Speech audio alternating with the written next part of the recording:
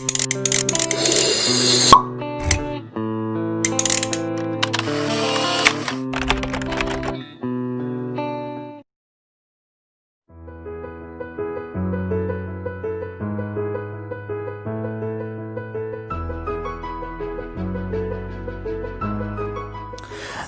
मैं हूं सूरज और आप देख रहे हैं खबर 18 लाइव। अभी हम उपस्थित हैं जामताड़ा में, जहां हमारे साथ हैं तरुण गुप्ता जी। ये इस महामारी में सामाजिक सेवक का काम कर रहे हैं, समाज का सेवक बने हुए हैं। आपको बताते चलें कि इस महामारी में जो समाज का सेवक हैं वो एक कोरोना योद्धा के रूप में काम कर रहे हैं। तो हम आज इनसे जानकारी लेंगे और इनसे बात करेंगे कि किस तरह की समस्याएं होती है इनको भी। एक कोरोना योद्धा की तरह ये क्षेत्र में जाते हैं, गरीबों का और असहायों का मदद करते हैं। तो विशेष जानकारी हम इनसे लेते हैं। सबसे पहले तो स्वागत है आपको हमारे चैनल पे। आप सबसे पहले तो लाइव 18 जो आपके पोर्टल टीवी है, मैं अपनी ओर से आप सभी को शुभकामना देता हूं। और आप लोग सब लोग यंग जनरेशन के लोग हैं, और जो यंग जनरेशन के लोग होते हैं उनकी सोच बड़ी होती है और काम करने का जोश भी बड़ा होता है। तो जो ये विश्व महामारी आया इस देश के अंदर पे, और चाइना के द्वारा जाते हुए ये आज पूरे विश्व में जिस तरह ये कोरोना फैला, तो मैं तो सबसे पहले देश के प्रधानमंत्री माननीय नरेंद्र मोदी जी को धन्यवाद दूंगा कि उसने सही समय पे सही निर्णय लेकर के इस चीज को लॉकडाउन के माध्यम से रोकने का प्रयास किया। लेकिन जब किसी विषयों को आप करने का विचार करते हैं तो उसमें भी बहुत सारी समस्याएं आ जाती हैं। तो लॉकडाउन जब अचानक इस देश पे लागू किया गया तो इस महामारी से बहुत ज़्यादा वो समस्या बड़ी नहीं थी, लेकिन फिर भी इस देश को इतनी बड़ी लॉकडाउन को समझने का कभी चेष्टा भी नहीं किया और कभी झेला भी नहीं था इस देश ने। तो अचानक जो समस्या आई लॉकडाउन के कारण, काल कारखाने बंद हो गए, कारोबार बंद हो गए, यहाँ के देश का जीडीपी जो है वो गिरना प्रारंभ हुआ। लेकिन क्योंकि ये देश के लिए बहुत महत्वपूर्ण था लॉकडाउन, माननीय मोदी जी का निर्णय भी बहुत बड़ा महत्वपूर्ण था। लेकिन ऐसे में जो छोटी मोटी समस्याएं इस देश के अंदर व्यापक रूप से हुआ, वो सबसे बड़ी समस्या थी मजदूरों का। और मजदूर जिस तरह बम्बई से, महाराष्ट्र से, पुणे से, तमिलनाडु से सैकड़ों हजारों किलोमीटर पैदल चल रहे हैं, बच्चे पैदल चल रहे हैं, जो बच्चे छोटे छोटे बच्चे चल रहे हैं उनके पैरों में चप्पल नहीं था, गर्भवती महिलाएं चल रही थी पैदल। ऐसे में बहुत जगह कहीं तो पुलिस रोक रही थी, कहीं प्रशासन कड़ाई से पालन कर रहा था। ऐसे में जो ये पलायन जो शुरू हुआ मजदूरों का, और इसके अलावा जो हमारे भी क्षेत्र के बहुत सारे मजदूर बाहर में काम करते हैं, तमिलनाडु में, चेन्नई में, तो ऐसे मजदूरों का भी फ़ोन आना शुरू किया कि भैया लॉकडाउन यहाँ पड़ गया, आप कैसे क्या करें। तो उनको भी मैंने अपनी ओर से उनके अकाउंटों में, उनके बैंक के खातों में मैंने कहा आपको यहाँ पर लाने की क्षमता तो हम में नहीं है, लेकिन आप जहाँ भी हैं आप इस महामारी के समय में सुरक्षित रहिए। वहाँ पर कम से कम हम आपको खाने पीने की व्यवस्था जरूर करा सकता हूं, और उन लोगों को भी कराने का काम किया। लेकिन जो उसके बाद पलायन जो तेजी से शुरू हुआ मजदूरों का दूसरा टर्म पे, तो हमको लगा कि ये सबसे बड़ी बात थी। और उस समय ये आपका गोविंदपुर साहिबगंज जो हाईवे था उसमें 4-4 गाड़ी सुबह हम लोग लगाते थे 8:30 बजे, और सुबह ही 8:30 बजे मने हाईवे के सड़क पे हमारा दाल भात सब्जी पहुंच जाता था।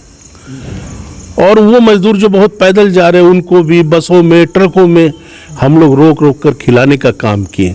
और वो जब मजदूर जब खाता था तो आशीर्वाद देने का काम किया। आज मैं 8 दिन से चल रहा हूँ, भोजन नहीं मिल रहा था, आज दाल भात सब्जी गरम गरम मिला है। तो ये जो काम हम लोगों ने करने का काम किया, तो जब ये काम आप करते हैं तो बहुत सारे समाज में ऐसे भी जंतु हैं जो आपके विचारधारा के विपरीत चलते हैं। ऐसे लोग भी बहुत सारी नेगेटिव बातें बोलते हैं। लेकिन मैंने अपने सामाजिक जीवन में 28-30 सालों के भीतर, 32 सालों के भीतर में कभी ऐसी बातों से अपने को मैंने प्रभावित करने का काम नहीं किया। जो हमारा मूल थिंकिंग है, लोगों को समाज के अंतिम व्यक्ति तक सेवा करने का, उसको सेवा करने का काम किया। हमारे विधानसभा में 53 पंचायत है, 53 पंचायत में राशन का सामग्री जरूरतमंदों को पहुंचाने का काम किए। तो ये जो सारी चीज़ें थी उनको हम लोगों ने लॉकडाउन के माध्यम से करने का काम किया है, और निश्चित तौर पे जितना अपने से भरसक हो सका लोगों के आशीर्वाद से, सहयोग से उसको करने का काम। जैसे आपने कहा कि ज़रूरतमंदों को जो है मदद आप लोग करने के लिए आगे पहुँचे, तो आपको भी इस बीच में कोई समस्या हुई होगी, क्या ऐसी समस्या है वो? देखिए, हमको जो भी समस्या हुई उससे भी ज़्यादा बड़ी समस्या उन समाज के अंतिम व्यक्ति को था, ज़रूरतमंदों का था। हम अपनी समस्या को नज़रअंदाज करते हुए उनकी समस्याओं को कैसे समाधान कर सके उसके लिए प्रयास किए हैं। होता है राजनीतिक जीवन में, सामाजिक जीवन में छोटी बड़ी समस्या आती है, अगर आप उससे उलझ जाएंगे तो अच्छा काम आप नहीं कर सकते हैं। तो उन समस्याओं को दरकिनार करके भी आगे काम करने का काम किया हम लोगों ने। जैसे कि केंद्र सरकार है और राज्य सरकार है, उसके द्वारा जो है मदद पहुंचाई जा रही है, तो क्या वो पर्याप्त है, आपको क्या लगता है? देखिए, केंद्र सरकार जहाँ तक मोदी जी के नेतृत्व में चल रहा है, एक बहुत ही ईमानदार और एक ही पारदर्शिता सरकार चल रही है। और मोदी जी के नेतृत्व में जो सरकार चल रही है पूरी तरीका से देश सेवा भावना के साथ चल रही है। और मोदी जी की इच्छा है कि समाज के अंतिम व्यक्ति तक हम सेवा के कार्यों को कैसे पहुंचा सके, समाज के अंतिम व्यक्ति जो बैठे हैं उनको कार्यों से कैसे जोड़ सके, उनको रोजगार से कैसे जोड़ सके, ये सारी चीज़ चल रहे हैं उनके। आप देखेंगे लॉकडाउन के समय भी घरों तक, लोगों के बैंक खातों तक, महिलाओं को, मजदूरों को, सभी को पैसा के माध्यम से, राशन के माध्यम से हर चीज़ पहुंचाने का काम कर रहा है। जहाँ तक राज्य सरकार की बात है, राज्य सरकार भी अपने तरफ से अच्छा काम कर रहा है। नौजवान हेमंत सोरेन जी हैं। और जहाँ तक ये कांग्रेस जो इनके साथ चल रही है, हेमंत सोरेन के साथ, ये कांग्रेस जो है निकम्मा लोगों की एक गिरोह है इस देश में। 70 सालों में इस कांग्रेस ने एक गिरोह बनाकर इस देश को लूटने का काम किया। इसी कांग्रेसी ने मधु कोड़ा को बर्बाद करने का काम किया। और यही कांग्रेसी आज हेमंत सोरेन काम भी करना चाहता तो उनको नहीं करने का देना चाहता है। लेकिन हेमंत सोरेन जी एक ईमानदार लोग हैं, एक साफ छवि के हेमंत सोरेन जी हैं, और उसने बाहर फंसे हुए मजदूरों को जिस तेजी से लाने का काम किया है, मोदी जी के सहयोग से, मैं उनको साधुवाद देता हूँ, धन्यवाद देता हूँ। लेकिन उनको इन कांग्रेसियों से अपने को खुद को बचाना पड़ेगा। आपको क्या लगता है कि जो राहत दिया जा रहा है सरकार की ओर से वो पहुंच पाता है, हर जनता के पास पहुंच पाता है? देखिए, इस देश की यही तो विडंबना है कि जितने भी मनुष्य कहीं न कहीं स्वार्थी है। अब जब FCI गोदाम से जब चावल निकलता है तो वहाँ पर बैठे हुए गोदाम मैनेजर भी हर बोरा में 5 किलो 50 किलो चावल काटता है, 10 किलो चावल काट लेता है।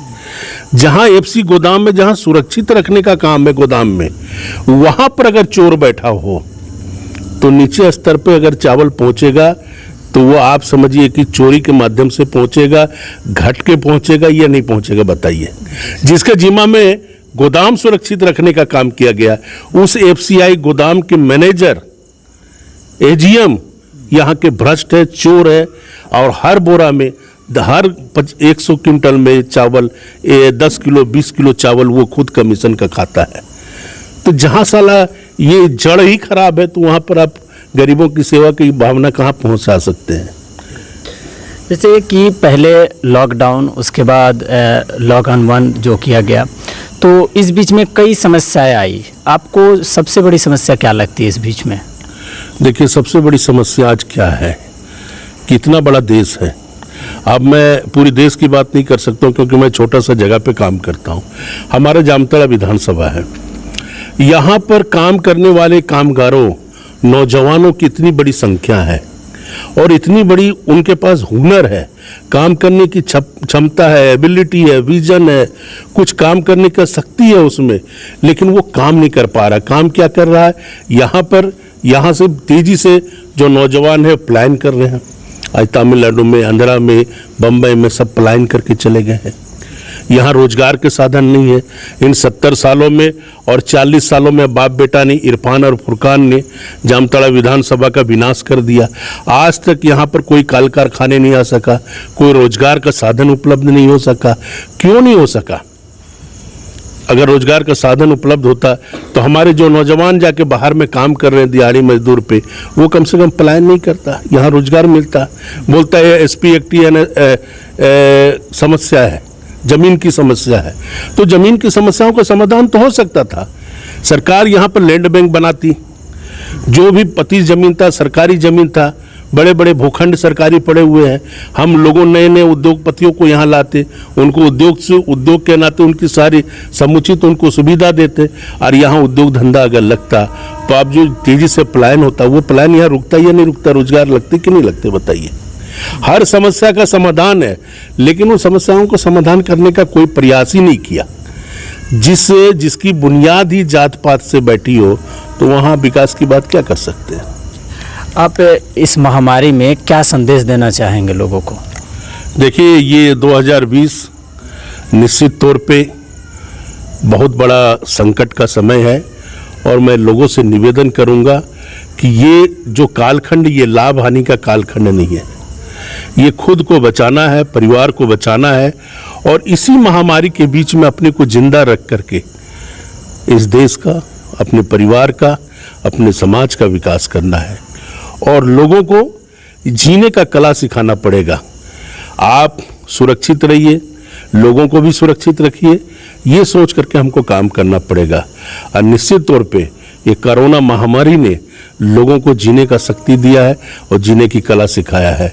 आज आप देखेंगे पूरे हिंदुस्तान के अंदर हर जगह लोग निकल निकल के गरीबों की सेवा कर रहे थे कि नहीं? चाहे व्यवसायी हो, चाहे भी आम आदमी भी हो, किसी को भी लग रहा था कि हमको मदद पहुंचाना चाहिए, मदद पहुंचाने का काम किया है। तो निश्चित तौर पे ये देश एक हिंदू सभ्यता और संस्कृति का देश है। यहाँ आज भी सहिष्णुता जिंदा है, आज भी यहाँ पे दूसरे पर विश्वास करने की परंपरा जिंदा है, और वो लेकर के देश चल रहा है। निश्चित तौर पे कोरोना महामारी के समय में सभी लोगों से निवेदन करूँगा, आप अपने लाभ हानि छोड़ करके दूसरों की भलाई पे कैसे समय कटे, इसको आगे बढ़ाना चाहिए। बहुत बहुत धन्यवाद आपका।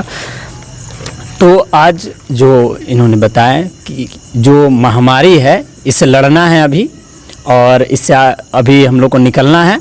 और अगर आप हमारे खबर को YouTube पर देख रहे हैं तो इसको सब्सक्राइब कीजिए, अगर आप Facebook पेज पर देख रहे हैं तो पेज को फॉलो कीजिए। धन्यवाद।